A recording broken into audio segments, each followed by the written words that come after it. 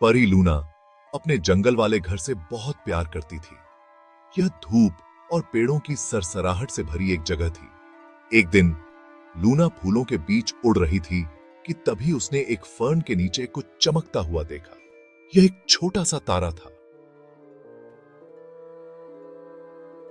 यह एक छोटा सा हमको थी। अरे बाप रे! नन्हा तारा हल्के हल्के चमक रहा था। यह उदास और खोया हुआ लग रहा था। चिंता मत करो नन्हे तारे, मैं तुम्हारी मदद करूंगी। उसने धीरे से तारे को उठाया और अपनी हथेलियों में रख लिया। उसने इसे एक नाम दिया। मैं तुम्हें ट्विंकल बुलाऊंगी।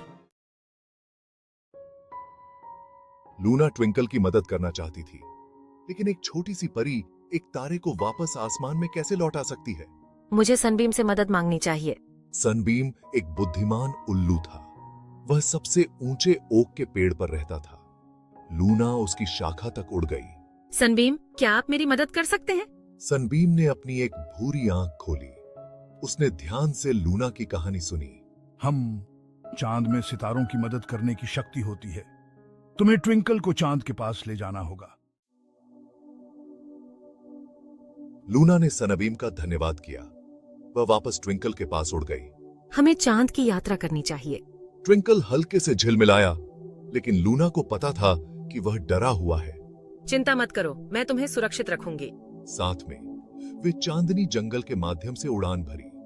पेड़ उनके ऊपर दिग्गजों की तरह ऊंचे थे। अंधेरे में फूल धीरे से चमक रहे थे।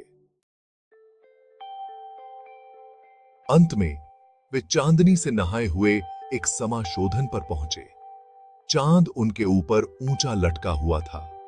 रात के आकाश में एक कोमल चांदी का गोला। हे चांद, क्या आप मेरे दोस्त ट्विंकल को वापस आसमान में लौटने में मदद कर सकते हैं? ऐसा लग रहा था जैसे चांद उन पर मुस्कुरा रहा हो। चांदनी की एक किरण ने ट्विंकल को अपनी चपेट में ले लिया। छोटा तारा रोशनी से जगमगा उठा, तेज और तेज। धीरे से चांद ने ट्विंकल को आकाश में उठा लिया। नन्हा तारा ऊपर और ऊपर चढ़ता गया। फिर इसने डेरुन तारों के बीच अपनी जगह बना ली, जो चमकदार रूप से टिमटिमा रहा था। लूना देखती रही। उसका दिल खुशी से भर गया। वह जंगल में वापस उड़ गई। ट्विंकल की रोशनी की याद उसे गर्मजोशी से भर रही थी। उसने दोस्ती के बारे में एक छोटा सा गाना गाया।